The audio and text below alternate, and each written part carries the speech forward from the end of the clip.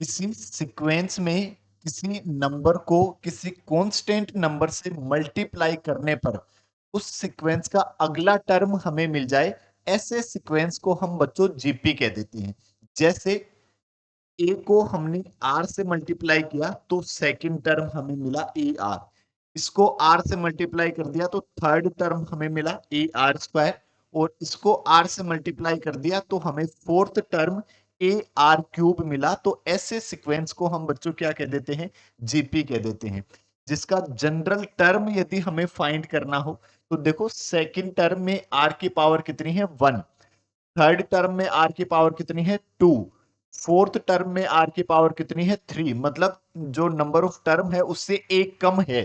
तो nth term में are की पावर कितनी रहेगी n-1।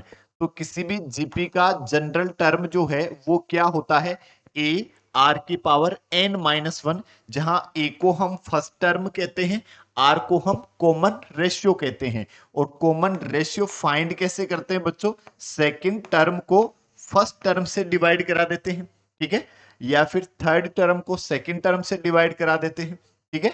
तो अब हमें जैसे कोई एग्जांपल है, find the 10th and nth term of the GP. GP क्या है 5, 25, 125 and dot dot dot so on.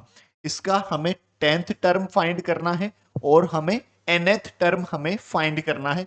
देखो बच्चों a तो है हमारे पास 5 और r जो है वो हमारे पास है a2 डिवाइड बाई a1, तो ये भी हमारे पास क्या है 5।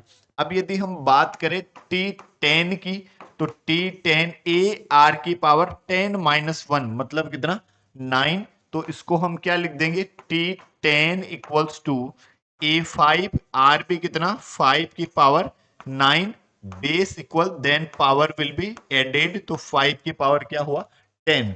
और nth टर्म की यदि हम बात करें इट मींस a r की power n-1, so tn will be 5 into 5 की power n-1। again we know that if base is equal then power will be added, so tn equals to 5 की power n-1 plus 1, 1 से 1 cancel, 5 to the power n, that is your answer।